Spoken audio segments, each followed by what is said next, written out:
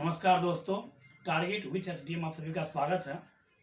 आज हम लोग देख रहे हैं राजगोपालाचारी फार्मूला के बारे में। मतलब क्या, जो अभी हम लोग लगातार आधुनिक भारत के बारे में समझने का प्रयास कर रहे हैं। आधुनिक भारत का इतिहास क्या है उसके संबंध में आज हम लोग जानने का प्रयास करेंगे। तो राजगोपालाचारी जो फार्मूला, इससे पहले भी बहुत सारा फार्मूला आया था, हम लोग देखे हुए हैं। बेबल प्रस्ताव, बेबल योजना भी आया था, अगस्त प्रस्ताव भी आया था, गांधी दास प्रस्ताव। तो उसी क्रम में एक राजगोपालाचारी फार्मूला है।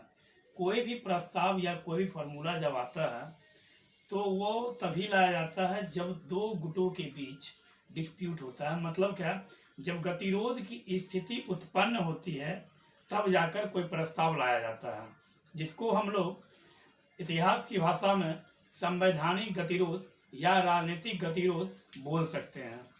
मतलब क्या, जब इस प्रकार का गतिरोध उत्पन्न होता है, जब दोनों पार्टियों का या किसी दो व्यक्तियों का मत एक समान नहीं होता है, तो उस मत को एक समान करने के लिए या दोनों में समझौता करने के लिए कोई एक प्रस्ताव या कोई एक थर्ड व्यक्ति को उन दोनों के विवादों को सुलझाने के लिए एक ऐसा प्रस्ताव तैयार किया जाता है, एक ऐसा फार्मूला बनाया जाता है जिस फार्मूला से दोनों के दोनों व्यक्ति को संतुष्टि प्राप्त हो और दोनों के दोनों व्यक्ति उस फार्मूला पर कार्य करें और उस फार्मूला को माने।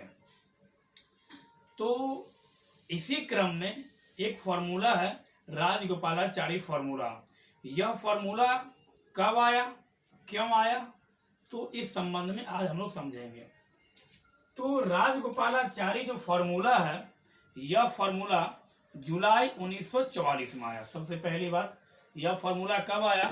यह फार्मूला जुलाई 1940 में आया।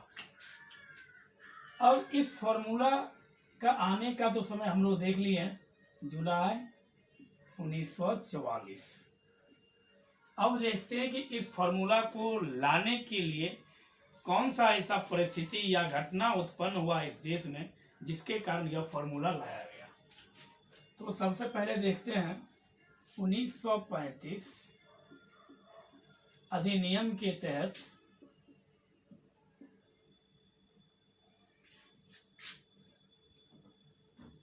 उन्नीस में 1935 भारत शासन अधिनियम के तहत यह कहा गया, जो भारत में अब प्रांतों में और केंद्रों में चुनाव करवाया जाएगा।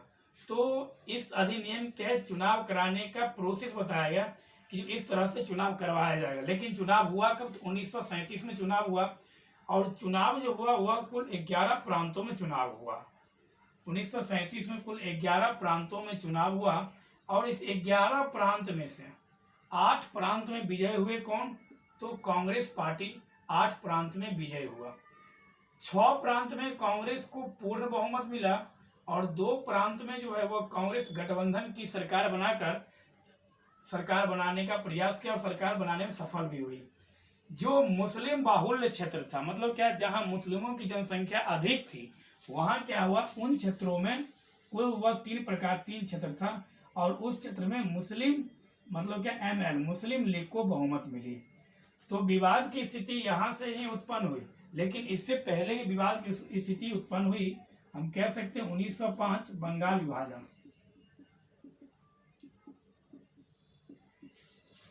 जब बंगाल विभाजन हुआ तो उस समय ही इस चीज का निर्माण हो गया कि हिंदू मुस्लिम। उसके बाद 1909 का जो अधिनियम आया, उस अधिनियम में भी सांप्रदायिक निर्वाचन का जो व्याख्या किया गया, जो उल्लेख किया गया, उसमें भी यह बात छुपा हुआ था। उसके बाद कांग्रेस का अधिवेशन 1916 में जो हुआ, जो अधिवेशन लखनऊ में हुआ, इस अधिवेशन में कांग्रेस की सबसे बड़ी भूल यह रही इस अधिवेशन के तहत, जो उसने मुस्लिम लीग के द्वारा अलग, मतलब कि पृथक निर्वाचन की मांग को पूरा कर लिया।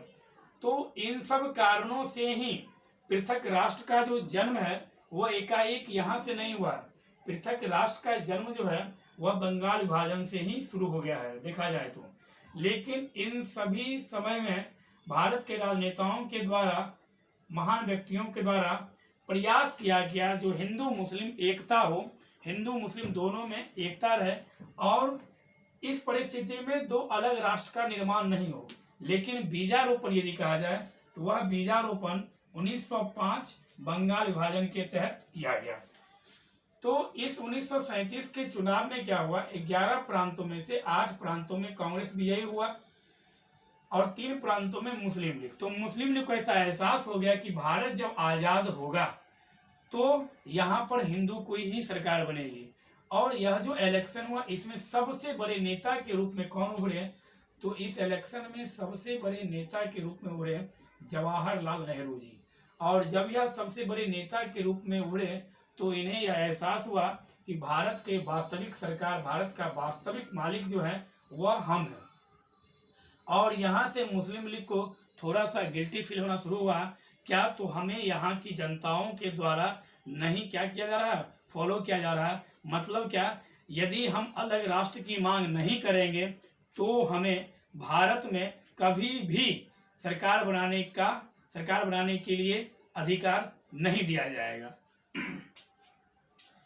इस अधिवेशन के बाद आप लोग को पता होगा 1939 में 1 सितंबर 1939 को सेकेंड वर्ल्ड वॉर प्रारंभ हुआ, विश्व युद्ध प्रारंभ हुआ। और वह विश्व युद्ध 1 सितंबर 1939 से लेकर 2 सितंबर 1945 तक यह युद्ध चला। और इस युद्ध में कुल कितना देश शामिल हुआ जब पूछे आपसे तो आप आराम से निकाल सकते हैं। 9 में से 3 तो 6, 5 में से 4 1, मतलब द्वितीय विश्व युद्ध में कुल 61 देश भाग लिया था। जब पूछे प्रथम विश्व युद्ध में कितना देश, तो इसमें भी वही फॉर्मूला हम फॉलो करेंगे। 4 में से 1 3 और 8 में से 1 7, मतलब क्या फर्स्ट वर्ल्ड वॉर में कुल 37 देश भाग लिया था। तो जब द्वितीय विश्व युद्ध जो प्रारंभ हुआ उस द्वितीय विश्व युद्ध का भी बीजारोपण देखा जाए तो फर्स्ट वर्ल्ड वॉर में ही कर दिया गया। जर्मनी का पोलैंड पर आक्रमण करना, जर्मनी में हिटलर की सरकार थी और हिटलर जो था वो नाजीवाद का था। तो जर्मनी का पोलैंड पर आक्रमण करना द्वितीय विश्व युद्ध का सबसे प्रमुख कारण था। जब द्वितीय विश्व युद्ध उधर शुरू हुआ तो यहाँ भारत में भारतीय राष्ट्रीय कांग्रेस का 1939 में एक अधिवेशन होता है, जो अधिवेशन त्रिपुरी अधिवेशन के नाम से जाना जाता है। इस अधिवेशन में होता क्या है, तो इस अधिवेशन में पट्टाभी सीतारामैया को हराकर सुभाष चंद्र बोस जी कांग्रेस के अध्यक्ष बनते हैं। और वह सिर्फ इसलिए इसमें खड़ा होते हैं इस चुनाव में गांधी जी के भ्रम को तोड़ने के लिए। और गांधी जी का प्रतिनिधित्व करता है कौन, तो पट्टाभी सीतारामैया। और इस इलेक्शन में अध्यक्ष के पद में पट्टाभी सीतारामैया को हराकर सुभाष चंद्र बोस कांग्रेस के अध्यक्ष बनते हैं 1939 ईस्वी में। और अध्यक्ष बनने के बाद वह इस्तीफा देते हैं। और सुभाष चंद्र बोस फॉरवर्ड ब्लॉक के संस्थापक भी सुभाष चंद्र बोस को ही माना जाता है। और आजाद हिंद सरकार 1943 में जो हुई उसकी भी संस्थापक सुभाष चंद्र बोस को माना जाता है। फॉरवर्ड ब्लॉक 1939 में किया गया था। तो यह अधिवेशन जब चल रहा था तो भारत के गवर्नर जनरल थे उसमें लॉर्ड लिन लिथुओ के द्वारा घोषणा किया जाता है, किसी भी भारतीय सरकार से, भारतीय राजनेताओं से बिना पूछे हुए लॉर्ड लिन लिथुओ के द्वारा यह घोषणा किया जाता है कि द्वितीय विश्व युद्ध में भारतीय सैनिकों को भेजा जा रहा है। और यह जो घोषणा है 1 सितंबर को द्वितीय विश्व युद्ध प्रारंभ होता है और 3 सितंबर को लॉर्ड लिन लिथुओ जी के द्वारा यह घोषणा किया जाता है कि भारतीय सैनिकों को अब भेजा जा रहा है। कहाँ, तो द्वितीय विश्व युद्ध में भाग लेने के लिए। तो इससे खफा होकर पंडित जवाहरलाल नेहरू जी ऐसा बोलते हैं, जो आप कम से कम हमसे तो पूछते, हमसे मतलब क्या, जिसको भारतीय जनता के द्वारा चुना गया है, जिस सरकार को जनता के द्वारा चुना गया उस सरकार से तो आप पूछते कम से कम। लेकिन लॉर्ड लिन लिथुओ इस बात से खफा होते हैं और वह इस बात पर कोई प्रतिक्रिया नहीं देते हैं। तो होता क्या, 1937 में जो कांग्रेस की सरकार बनी थी 1937 के चुनाव में, वह सरकार लगभग 28 महीनों तक कार्य करने के उपरांत 1939 में लॉर्ड लिन लिथुओ के इस रवैये के कारण अपने सभी प्रांतों से इस्तीफा देने की घोषणा करती है। मतलब क्या, सरकार का बोलना यह रहता है कि द्वितीय विश्व युद्ध में जो हमारी सैनिक जो भाग लेगी या हम लोग जो गए हैं वहां पर, तो क्या आप हम लोगों से पूछे हैं? नहीं पूछे हैं। तो बिना पूछे हमारे सैनिकों को आपने द्वितीय विश्व युद्ध में कैसे धकेल दिया? और लॉर्ड लिनलिथगो के द्वारा, आप लोग को पता ही होगा, लॉर्ड लिनलिथगो के द्वारा एक प्रस्ताव लाया जाता है, जो प्रस्ताव ब्रिटेन के प्रधानमंत्री विंस्टन चर्चिल जी के परामर्श पर लाया जाता है, जिसे हम लोग अगस्त प्रस्ताव बोलते हैं। अगस्त प्रस्ताव 1940 में आता है और अगस्त प्रस्ताव में कुछ प्रमुख घोषणाएं रहती है, जिनमें से एक दो घोषणा यह है, पहली घोषणा कि डोमिनियन स्टेट्स दिया जाएगा, और दूसरी बात कि भारतीयों के लिए भारतीयों के द्वारा संविधान सभा का गठन किया जाएगा और इसमें केवल भारतीय सदस्य होंगे। लेकिन यह सारा कंडीशन उसमें स्पष्ट दिया हुआ था कि यह सारा कंडीशन तब से लागू होगा जब द्वितीय विश्व युद्ध की समाप्ति होगी और जब द्वितीय विश्व युद्ध में हम जीत जाएंगे। मतलब क्या? ब्रिटेन जीत जाएगा। मतलब क्या? विश्व युद्ध की समाप्ति के उपरांत जो बात अगस्त प्रस्ताव में कही गई थी वह बातें भारत में लागू होगी। तो इधर 28 महीनों के कार्यकाल के बाद प्रांतों के जो सरकार थे उनके द्वारा इस्तीफा दे दिया गया और उनके द्वारा यह बोला गया, जवाहरलाल नेहरू जी के द्वारा, कि जो आप क्यों ऐसा किए? तो लॉर्ड लिनलिथगो बोलते हैं, जो ब्रिटेन का जो क्षेत्र द्वितीय विश्व युद्ध में जर्मनी के द्वारा संग्रहित कर लिया गया है, उन क्षेत्रों को मुक्त कराने में भारतीय सैनिक योगदान देंगे। तो जवाहरलाल नेहरू जी यहाँ पर कहते हैं, एक गुलाम राष्ट्र दूसरे गुलाम राष्ट्र को कैसे मुक्त करा पाएगी? मतलब यह कि हम लोग तो खुद एक गुलाम हैं, हम लोग तो खुद आपका गुलाम है।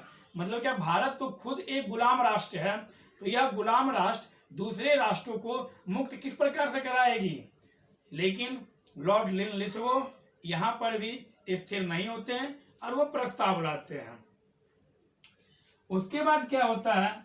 1940 में अगस्त प्रस्ताव आने के बाद 1940 में ही गांधी जी के द्वारा व्यक्तिगत सत्याग्रह आंदोलन शुरू किया जाता है। व्यक्तिगत सत्याग्रह, पहला व्यक्तिगत सत्याग्रही रहते आचार्य विनोबा भावे और दूसरा रहते हैं जवाहरलाल नेहरू। पहला सत्याग्रही रहते हैं आचार्य विनोबा भावे। आचार्य विनोबा भावे कहने का मतलब है जो पवनार आश्रम से संबंधित रहते हैं, और दूसरे सत्याग्रही रहते हैं पंडित जवाहरलाल नेहरू। ऐसा नहीं कि बस दो ही व्यक्ति इसमें भाग लेते हैं, लगभग 20,000 व्यक्ति सत्याग्रही बनते हैं और वह भाग लेते हैं। लेकिन परीक्षा में इन दो व्यक्तियों का चर्चा विशेष रूप से किया गया है। उसके बाद क्रिप्स मिशन आता है, 1942 में क्रिप्स मिशन आता है, और क्रिप्स मिशन में भी वही सब बात रहता है।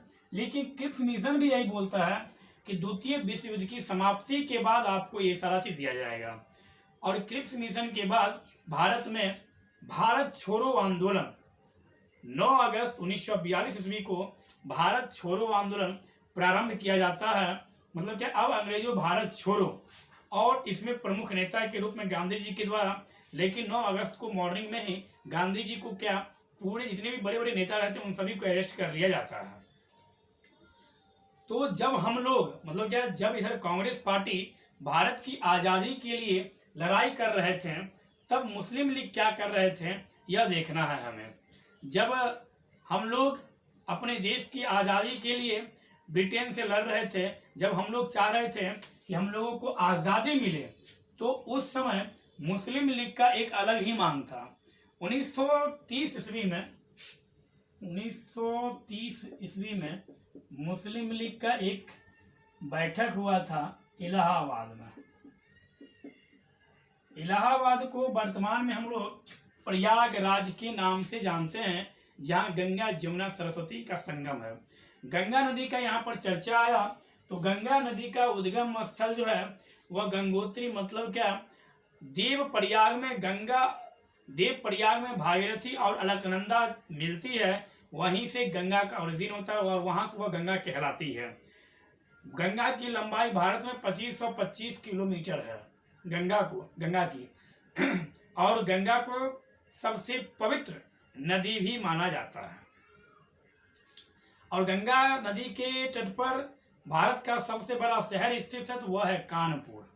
और पटना भी जो है वह गंगा नदी के तट पे ही स्थित है। वाराणसी भी गंगा नदी के तट पे ही स्थित है। दिल्ली वह यमुना नदी के तट पर स्थित है। तो इलाहाबाद में जो बैठक होती है मुस्लिम लीग की 1930 ईस्वी में, इसमें मोहम्मद इकबाल का नाम सुने होइएगा, जिनके द्वारा सारे जहां से अच्छा हिंदुस्तान हमारा कहा गया, उनके द्वारा पहली बार इलाहाबाद अधिवेशन में पहली बार पृथक राष्ट्र शब्द का प्रयोग किया गया। सबसे पहले किसके द्वारा पृथक राष्ट्र शब्द का प्रयोग किया गया?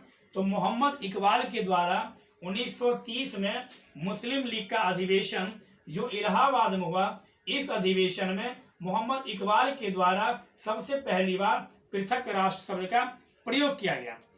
अब 1933 में क्या होता है? 1933 में कैम्ब्रिज विश्वविद्यालय, कैम्ब्रिज यूनिवर्सिटी, कैम्ब्रिज विश्वविद्यालय में भारतीय छात्र, क्योंकि उसमें तो पाकिस्तान रहता नहीं है, भारत के ही छात्र हम बोलेंगे, चौधरी रहमत अली कैम्ब्रिज यूनिवर्सिटी में पढ़ाई करते हैं। और उनके द्वारा एक लेटर भेजा गया भारत में मुस्लिम लीग के पास, और बोला गया कि पाकिस्तान शब्द का जो ओरिजिन है, पाकिस्तान शब्द का, वह कैम्ब्रिज विश्वविद्यालय के छात्र चौधरी रहमत अली के द्वारा यह शब्द दिया गया। पाकिस्तान शब्द मतलब पंजाब हो, अफगानिस्तान हो, कश्मीर हो, सिंध हो और बलूचिस्तान हो, इन सभी क्षेत्रों का चर्चा चौधरी रहमत अली के द्वारा 1933 में जो प्रस्ताव दिया गया उसमें दिया गया। और जब यह प्रस्ताव जो चौधरी रहमत अली के द्वारा जो भेजा गया, जब यह प्रस्ताव मोहम्मद अली जिन्ना जी के पास पहुंचता है, तो मोहम्मद अली जिन्ना जी इससे खफा होते हैं। शुरुआती दौर में मोहम्मद अली जिन्ना भी राष्ट्रभक्ति में रहते हैं, वह भी नहीं चाहते हैं, मतलब क्या उनकी भी सोच नहीं रहती है कि जो पाकिस्तान बने, तो वे खफा होते हैं, वे गुस्सा होते हैं कि ये क्या है, ऐसा नहीं होना चाहिए, यह नहीं हो सकता है। लेकिन बाद में ऐसा ही होता है, लेकिन शुरू में वे कहते हैं ऐसा नहीं होना चाहिए। तो इसी कारण से आप लोग भी हमेशा, कोई दिन विशेष नहीं होता है पढ़ाई करने के लिए, हर एक दिन विशेष होता है। मतलब क्या, रोज दिन एक अभ्यास बनाइए, एक अभ्यास सेट बनाइए। जिस भी एग्जाम को आप देने की तैयारी करें, उस एग्जाम का प्रैक्टिस सेट आप प्रत्येक दिन यह निर्धारित कर लीजिए कि हमें एक सेट रोज दिन बनाना है, और बनाने के साथ साथ उस सेट को अच्छा से सॉल्व भी करना है उसी दिन, यह भी ख्याल रखना है। मतलब क्या, सिर्फ विश्वास आपके अंदर हो और अभ्यास नहीं होगा तो आपको सफलता नहीं मिलेगी। और सफलता पाने के लिए आपका तन और मन दोनों केंद्रित होना चाहिए आपकी लक्ष्य की ओर। दोनों में से कोई भी डगमगाया तो आपका जो लक्ष्य है वो आपसे पीछे छूट जाएगा। इसलिए हमेशा अपने लक्ष्य की ओर केंद्रित रहें, स्वस्थ रहें, मस्त रहें। तो देखिए होता क्या है यहाँ पर, तो मोहम्मद अली जिन्ना इसका पहले विरोध करते हैं कि ऐसा नहीं हो सकता है। और इसके बाद क्या होता है, 1940 ईस्वी में, 1940 ईस्वी में कांग्रेस का जो लाहौर अधिवेशन होता है, लाहौर जो है वह रावी नदी के तट पर स्थित है। लाहौर अधिवेशन में कांग्रेस के 1940 लाहौर अधिवेशन में पाकिस्तान शब्द के लिए बोला जाता है कि अब तो हमें पृथक राष्ट्र ही चाहिए। अली जिन्ना जी बोलते हैं यहाँ पर 1940 लाहौर अधिवेशन में कि हमें पृथक राष्ट्र ही चाहिए, हमें दो ही राष्ट्र के सिद्धांत पर काम करना शुरू किया। दो ही राष्ट्र का मतलब क्या, हिंदू और मुस्लिम जो दो संप्रदाय हैं, वह संप्रदाय के साथ साथ वह दो राष्ट्र भी हैं। यह बात कौन कहता है, तो यह बात मोहम्मद अली जिन्ना जी कहते हैं कि दोनों अलग अलग राष्ट्र होना चाहिए, और दो ही राष्ट्र का सिद्धांत जो है यहाँ पर लाया गया। मतलब क्या, पृथक राष्ट्र। अब तो मुस्लिम लीग बोला कि पृथक राष्ट्र लेकर ही रहेंगे, अब यहाँ पर देखना है कि लाहौर अधिवेशन में जो पृथक राष्ट्र का जो प्रस्ताव तैयार किया था वो किसके द्वारा, तो सिकंदर हयात के द्वारा। लाहौर अधिवेशन में जो पृथक राष्ट्र का जो प्रारूप ड्राफ्ट जो तैयार किया था है वह क्या था, किसके द्वारा, वह क्या था, सिकंदर हयात के द्वारा। और पेश किया जाता है, यह प्रस्ताव पेश किसके द्वारा किया जाता है, तो यह प्रस्ताव पेश किया जाता है फजल उल हक। मतलब क्या, लाहौर अधिवेशन में पृथक राष्ट्र का प्रस्ताव तैयार कौन करता है, तो सिकंदर हयात, और लाया किसके द्वारा जाता है, तो फजल उल हक के द्वारा यह प्रस्ताव लाया जाता है। कौन सा, पृथक राष्ट्र का प्रस्ताव। तो अब देखिए अब हुआ क्या, यहाँ पर यह पृथक राष्ट्र के लिए कर रहे हैं मांग। इंडियन गवर्नमेंट मतलब क्या, कांग्रेस जो है पार्टी है वह क्या कर रही है, कांग्रेस पार्टी भारत की आजादी की मांग कर रही है। और उधर कांग्रेस पार्टी चाहती है कि भारत आजाद हो, और इधर मुस्लिम लीग चाहती है कि हमें हमारा राष्ट्र मिले, पृथक राष्ट्र का निर्माण हो, बिना पृथक राष्ट्र से अब हम नहीं मानेंगे। इन दोनों के बीच जो गतिरोध उत्पन्न होता है, जो राजनीतिक संवैधानिक जो गतिरोध उत्पन्न होता है, उस गतिरोध को दूर करने के लिए, उन गतिरोधों को समाप्त करने के लिए राजगोपालाचारी जी के द्वारा एक फॉर्मूला बनाया जाता है, जो फॉर्मूला जुलाई 1944 में लाया जाता है।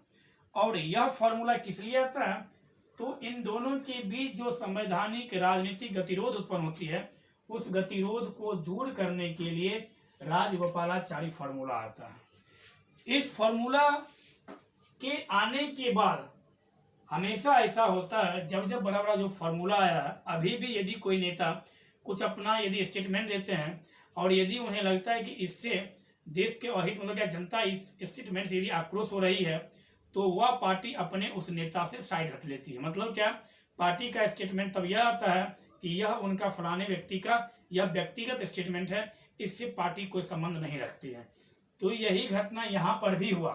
राजगोपालाचारी जी के द्वारा जो प्रस्ताव लाया गया, जो फॉर्मूला लाया गया, इस फॉर्मूला के संबंध में कांग्रेस पार्टी बोलती है कि यह जो फॉर्मूला है, यह फॉर्मूला राजगोपालाचारी जी का व्यक्तिगत फॉर्मूला है, इससे कांग्रेस पार्टी का कोई संबंध नहीं है। लेकिन ऐसा कभी नहीं हो सकता है। यदि कोई पार्टी का गद्दावर नेता, राजगोपालाचारी जी को राजा जी के नाम से भी जाना जाता है, और राजा जी मतलब मद्रास, क्योंकि यह साउथ इंडियन थे, और साउथ इंडिया में मद्रास में कांग्रेस की सबसे प्रसिद्ध और सबसे बड़ी नेता थे यह।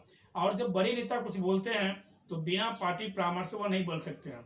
और दूसरी बात यह भी है कि राजगोपालाचारी जो थे यह गांधी जी के बहुत ही नजदीकी व्यक्ति थे, तो इसलिए ऐसा कहा जा सकता है कि इनके द्वारा जो फॉर्मूला लाया गया, वो उस फॉर्मूला से कहीं ना कहीं गांधी जी पहले से ही अवगत थे इस फॉर्मूला से।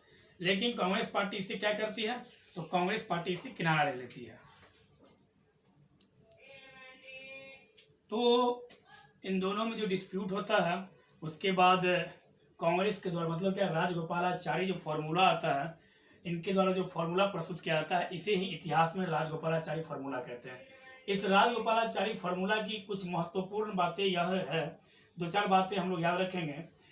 जो राजगोपालाचारी फॉर्मूला यह कहती है कि मुस्लिम लीग जो है उसे राष्ट्रीय कांग्रेस का समर्थन करना चाहिए देश की स्वतंत्रता में, और उत्तरदायी सरकार बनाने में भी समर्थन करना चाहिए। मतलब क्या, राजगोपालाचारी फॉर्मूला यह कहती है कि अलग राष्ट्र की मांग जो आप कर रहे हैं वो बाद में, सबसे पहले आप देश की आज़ादी के लिए कांग्रेस का समर्थन कीजिए, और इसके बाद जब ब्रिटिश हमें सत्ता सौंपेगी तो उसके बाद आपको क्या करना होगा, जो भी उत्तरदायी सरकार बनेगी उसका समर्थन करना चाहिए। दूसरा बात, युद्ध के बाद मुस्लिम बाहुल्य क्षेत्र, मतलब क्या, यह बोला गया कि युद्ध के बाद जो जो मुस्लिम एरिया है, जहां जहां मुस्लिमों की संख्या अधिक है, वहां वहां जनमत संग्रह कराया जाएगा, और जनता जिस ओर जाना चाहेगी उधर वह अपना वोटिंग करके जाएगी। जनमत संग्रह मतलब क्या, जन मतलब क्या, लोगों के द्वारा, संग्रह मतलब क्या, यह हुआ कि सभी लोगों से एक विचार पूछा जाएगा, मतदान कराया जाए कि आप भारत में रहना चाहते हैं या पाकिस्तान में। तीसरी शर्त यह थी कि यह सब जो शर्त है, यह सब शर्त तब लागू होगा जब ब्रिटिश हमें सत्ता सौंप देगी। मतलब क्या, जब हम स्वतंत्र हो जाएंगे तब यह सब शर्त आपके ऊपर लागू होगी, उससे पहले नहीं। उसके बाद बोला जाता है राजगोपालाचारी फॉर्मूला में कि विभाजन की स्थिति में, मतलब क्या, जब विभाजन हो जाएगा उसके बाद, मतलब कि जब स्वतंत्रता मिल जाएगी तो एक कॉमन सेंटर की स्थापना की जाएगी। और कॉमन सेंटर का काम क्या होगा, रक्षा, वित्त, संचार, यह सब मामला जो है वह एक कॉमन सेंटर देखेगी। तो यहाँ पर मुस्लिम लीग इन बातों से खफा होकर कहती है, मुस्लिम लीग का कहना होता है कि हमें तो अब सिर्फ और सिर्फ पृथक राष्ट्र ही चाहिए, उससे कम तो हमें कुछ चाहिए ही नहीं। दूसरी बात, राजगोपालाचारी फॉर्मूला में यह बोला गया है कि जनमत संग्रह कराया जाएगा मुस्लिम बाहुल्य क्षेत्र में। तो मोहम्मद अली जिन्ना जी यहाँ कहते हैं कि उस जनमत संग्रह में सिर्फ और सिर्फ मुस्लिम जाति के लोग ही भाग लेंगे, अन्य जाति के लोग उस जनमत संग्रह में भाग नहीं लेंगे। तीसरी बात, मुस्लिम लीग कहती है कि यह सब जो प्रक्रिया है अंग्रेजों को भारत छोड़ने से पहले होना चाहिए। मतलब ये सब जो शर्त जो आप दे रहे हैं इस फॉर्मूला में, ये सब बात कांग्रेस बोल रही है, मतलब कि राजगोपालाचारी फॉर्मूला बोल रही है कि कांग्रेस अंग्रेज के जाने के बाद, लेकिन मुस्लिम लीग बोल रही है कि अंग्रेज के जाने से पहले, अंग्रेजों भारत छोड़ो से पहले यह सारा चीज होना चाहिए। तो मुस्लिम लीग दो तीन बातों पर खफा होती है कि जो जनमत संग्रह होगा वह सिर्फ और सिर्फ मुस्लिम ही उसमें भाग लेंगे, ये सारा जो बात जो है शर्त है यह ब्रिटिश भारत छोड़ो से पहले होगा। और जब विभाजन हो जाएगा तो फिर कॉमन सेंटर किस काम के लिए, तो फिर इसकी क्या जरूरत है कॉमन सेंटर की। हम इन फॉर्मूला को, इस शर्त को नहीं मानते हैं। तो हुआ क्या, राजगोपालाचारी फॉर्मूला को मुस्लिम लीग ने एक्सेप्ट नहीं किया, मुस्लिम लीग ने इस फॉर्मूला को नहीं माना। तब जाकर कांग्रेस की तरफ से यह स्टेटमेंट आता है कि यह जो फॉर्मूला था यह किसका फॉर्मूला था, तो यह राजगोपालाचारी का व्यक्तिगत फॉर्मूला था।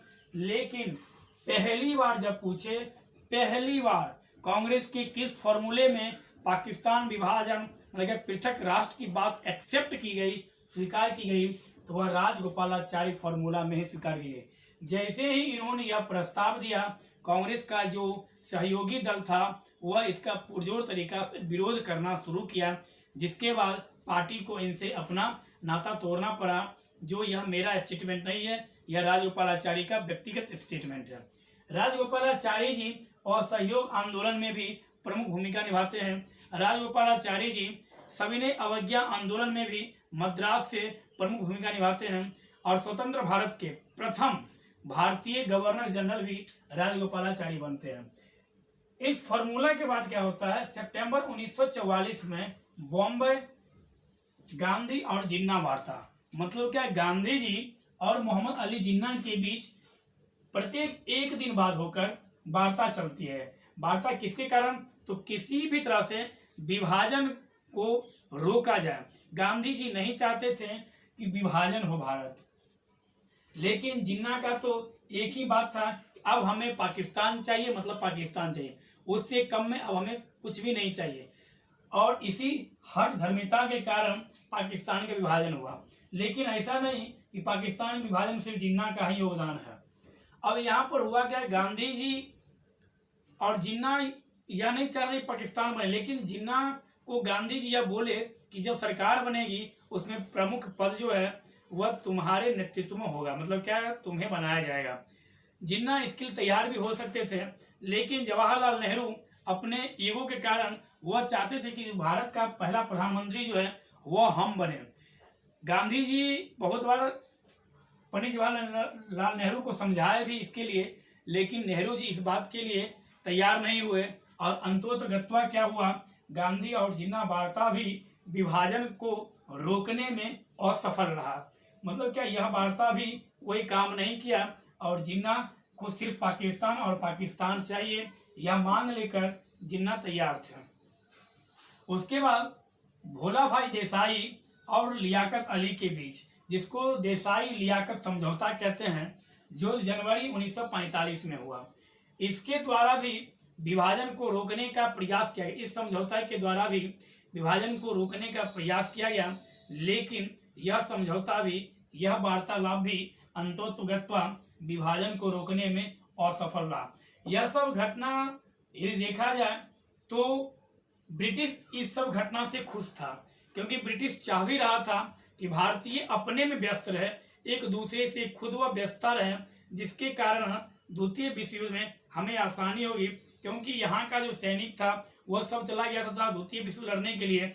यदि भारत में उस समय कोई बड़ा मूवमेंट होता तो कंट्रोल करना, नियंत्रण करना बहुत ही कठिन हो जाता। तो ब्रिटेन यहाँ पर कहती है भारतीयों को कि सबसे पहले तो आप दोनों आपस में वार्ता कीजिए, आप दोनों एक दूसरे से पहले मिलिए, बैठक कीजिए, बात विचार कीजिए कि क्या चाहिए, क्योंकि मुस्लिम लीग को बस एक ही रट्टा लगा हुआ था मुस्लिम लीग कि हमें अलग राष्ट्र चाहिए, उससे कम अब हमें कुछ चाहिए ही नहीं चाहिए। और अंतोत्गत्वा यह होता भी है, देश की आज़ादी मतलब क्या, ब्रिटिश भारत को छोड़ते छोड़ते ब्रिटिश भारत को दो भागों में डिवाइड कर देती है, भारत और पाकिस्तान के रूप में। पाकिस्तान शब्द किसने दिया, तो पाकिस्तान शब्द जो है वह कैम्ब्रिज विश्वविद्यालय के छात्र रहते, भारतीय छात्र मुस्लिम रहते हैं, चौधरी रहमत अली के द्वारा दिया गया, जिसमें बोला गया पी मतलब पंजाब, ए मतलब अफगानिस्तान, के मतलब कश्मीर बोला गया। और इस तरह से पंजाब, कश्मीर, अफगानिस्तान, बलूचिस्तान, सिंध, यह सारा क्षेत्र का चर्चा किया गया चौधरी रहमत अली के द्वारा कि जो इस तरह का पाकिस्तान का निर्माण होना चाहिए। पाकिस्तान या अलग राष्ट्र की मांग मुस्लिम लीग के द्वारा किस अधिवेशन में, तो 1940 के अधिवेशन में अली जिन्ना के द्वारा किया गया। जैसे जवाहरलाल नेहरू भारत के प्रधानमंत्री बने, वैसे जिन्ना पाकिस्तान के प्रधानमंत्री नहीं बने।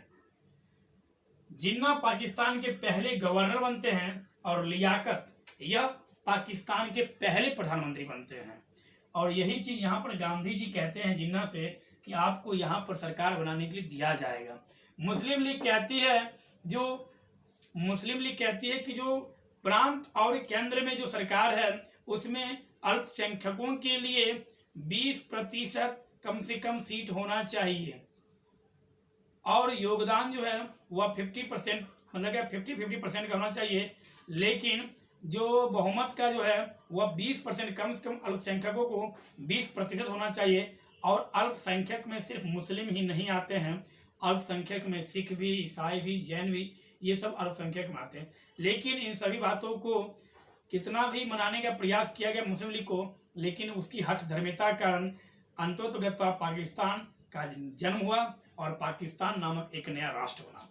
तो आज हम लोग राजगोपालाचारी फार्मूला को समझने का प्रयास किए, और राजगोपालाचारी फार्मूला में 2-3 बातें प्रमुख थी।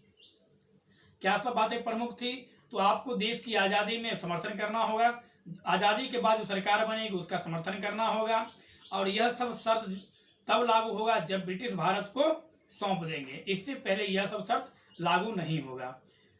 तो राजगोपालाचारी फार्मूला यहीं पर समाप्त होता है। इससे संबंधित जब भी कोई प्रश्न पूछे या प्रश्न मिले आपको, तो हम उम्मीद करते हैं कि वह प्रश्न अब आपसे सॉल्व हो जाएगा। एक प्रश्न यहाँ से पूछा जाता है, जो पृथक पाकिस्तान के लिए क्या मुस्लिम लीग ही जिम्मेदार है? टिप्पणी कीजिए।